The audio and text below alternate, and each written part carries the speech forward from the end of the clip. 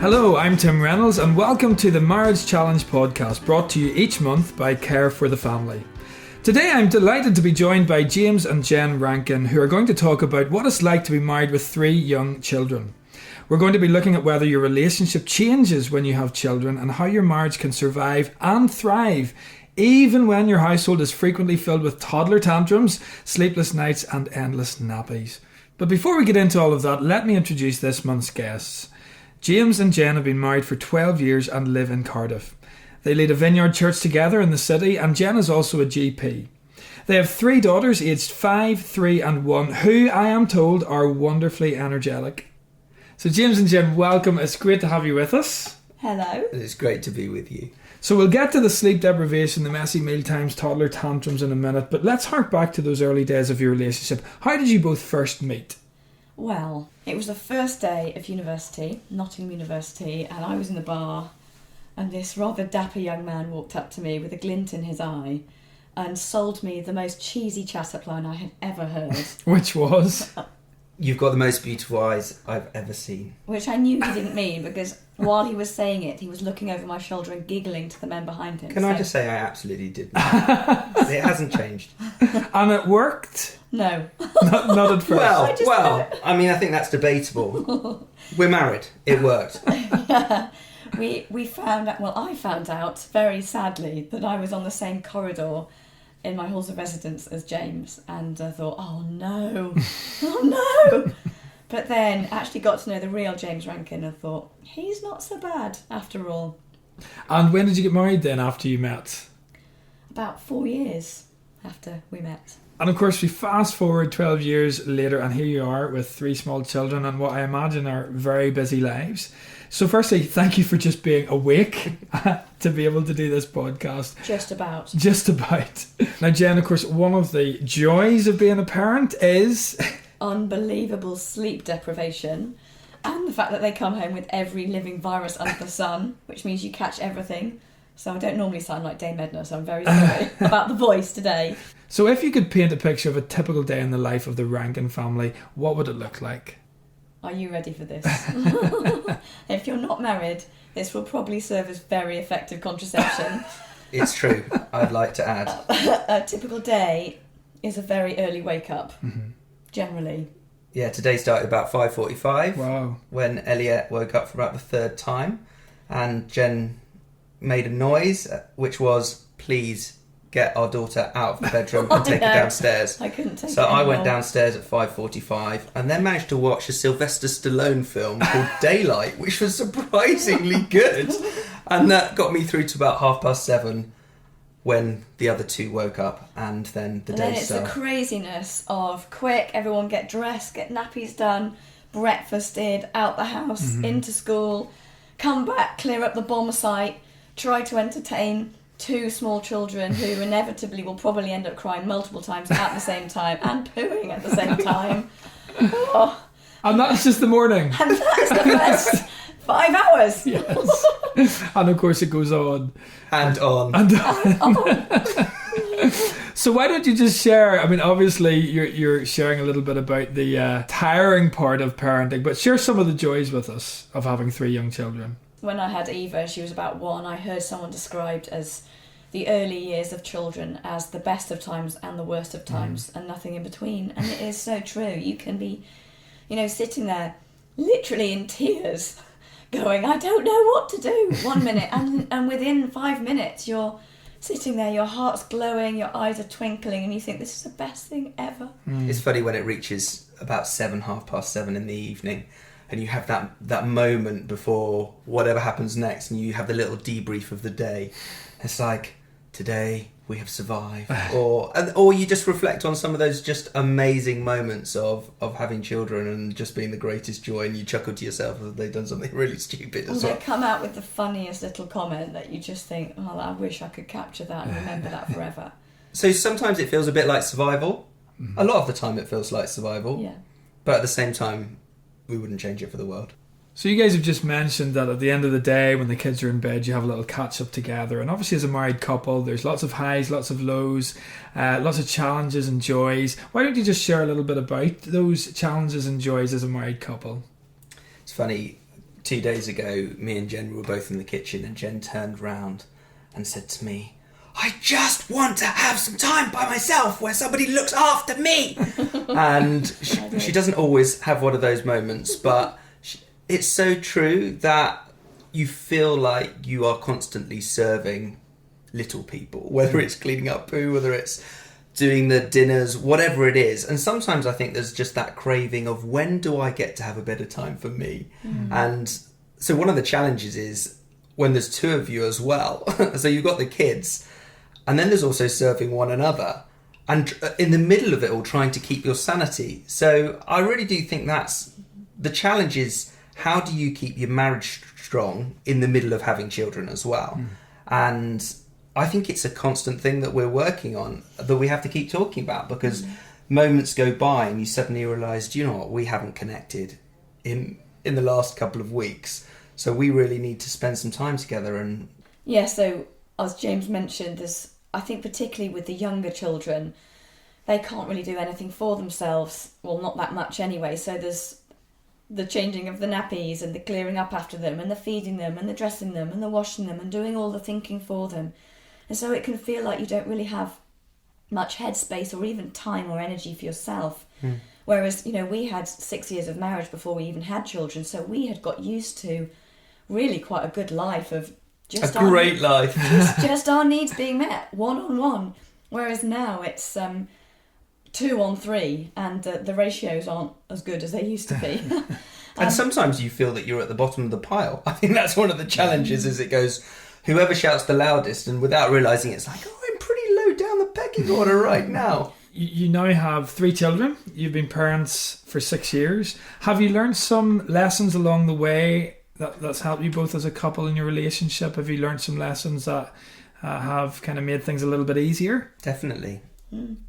That marriage time is so important. So in the midst of having all these other demands, if your marriage doesn't have time together, then you just exist. You almost coexist as people that do this parenting thing together. Yes, co-workers or annoying housemates, rather than the love of my life, who I do this adventure with. And it can easily slip into that. And you're talking about thriving as a couple in the midst of the craziness, the busyness, the tiredness. What little things have you done in your relationship over the years that have really enriched it during these years of being parents of young children? I think one of the main things is we've just kept on talking. And like I said, it can sometimes be very, very difficult. And you have seasons where it just seems like it's relentless. And we've had times in our marriage with young children where we've just got so annoyed with each other. And because you're so busy doing everything for them, it reduces the opportunities to actually have a good chat about why you're really grumpy with each other. And I think this is particularly what James is really good at, is forcing the conversation to happen. So if he notices that I'm really grumpy with him, he'll try and force the conversation out of me, because he doesn't like tension and doesn't like it when we are grumpy. So, because we do parenting badly if we're grumpy, and we do friendships badly when we're grumpy, and we work badly when we're grumpy, and we don't do marriage well when we're grumpy. So I think just keeping on talking and having that opportunity to just go, actually, I'm really knocked off with you because of this. I'm really sorry about that. And just being honest with each other and forgiving each other because we get it wrong, and we'll say the wrong things, and we'll act out of selfishness, and we'll act out of tiredness, and we'll, so keeping talking has been, I think, our saving grace amongst other things. And you also mentioned earlier about how it's so important for you both to take time together and do stuff together that you enjoy doing. So what about that side of things? What have you put into place to make sure you have time as a couple, and what kind of things do you do that you really enjoy together? I think another thing that's really sustained us over the years to enjoy each other and being married and having children while being married has just been some of the things that we put in really early on, even from first getting married, which was having a night together every week, that we have been absolutely militant about keeping in place. And we've had to be careful over the years, because sometimes it slipped into just watching a film, and that wasn't always that helpful, because we would then not talk, and we might as well have been in different houses apart from my legs being on James's knees, which is what generally happens. That's true. But James is a great cook. I'm terrible, but I'm good at lighting candles and putting on the right mood music. But one of the things that we love... Lionel Richie. No, it's not. That's your favourite. I have much better taste than that. So one of the things that we love doing is that James cooks a meal, and this is quite cost-free, well, cost low, because it's actually... Chicken nuggets and chips. Beans on toast with a twist. Oh, Liam Perrins, Worcestershire sauce. Sorry, my voice went funny then. No, one of the things that... Because this stage of life is also hard in the sense that you've got much less available cash, because generally one of or both of you will cut your hours at work to look after the children, and then you've probably, if you keep on working, have additional childcare costs as well. So you have less income coming in and much higher outgoing costs, and babysitters are quite expensive as well, or can be.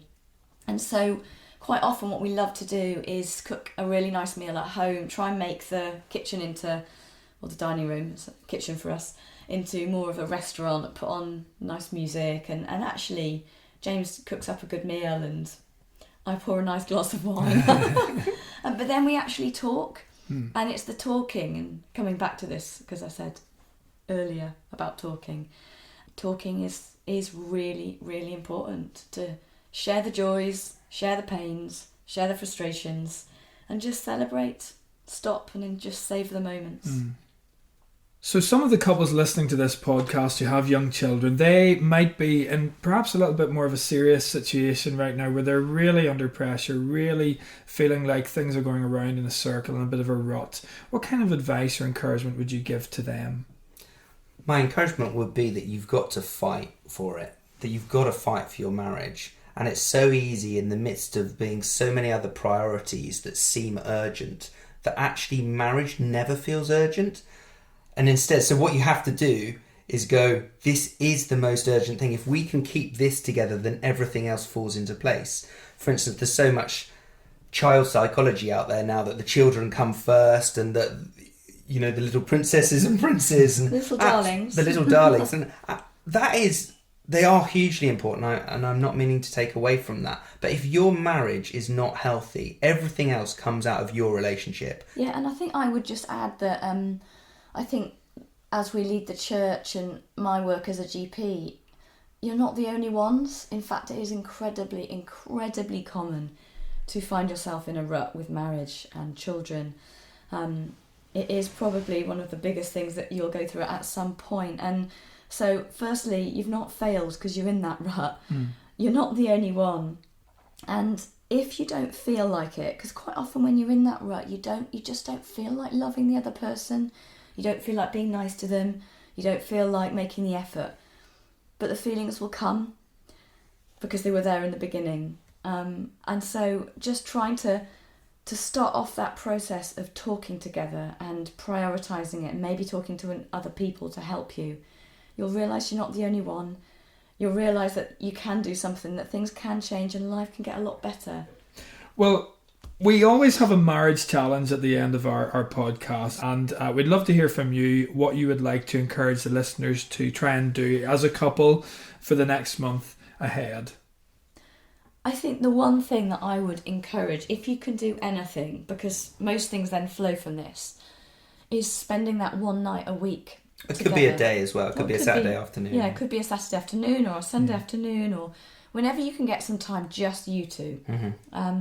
And try not to watch the telly, because when you spend time together and you actually talk and try and do something that you both enjoy, that you're both going to have fun with, you'll realise that you do love doing this together, that you can laugh about the poo and the sick and the tiredness rather than just get frustrated by it, but only if you actually have that good time together where you talk. So the challenge is find one period of time each week during the month where you connect with one another, and preferably have fun. So it's not just this intense moment, but do something that you love doing together and connect over it. So we hope that those of you listening will try the challenge this month at home, and do drop by the Care for the Family Facebook page and let us know how you get on. Also, a reminder that if you go to the website and register with the Marriage Challenge for regular updates, you'll automatically receive a 20% discount off your next purchase from the Care for the Family shop. Well, that's all for this episode. It just leaves me to say a huge thank you to James and Jen for joining us, and we look forward to tackling another marriage challenge next time. Goodbye. You have been listening to the Marriage Challenge podcast. For further information about our courses, resources and events, please visit us at careforthefamily.org.uk.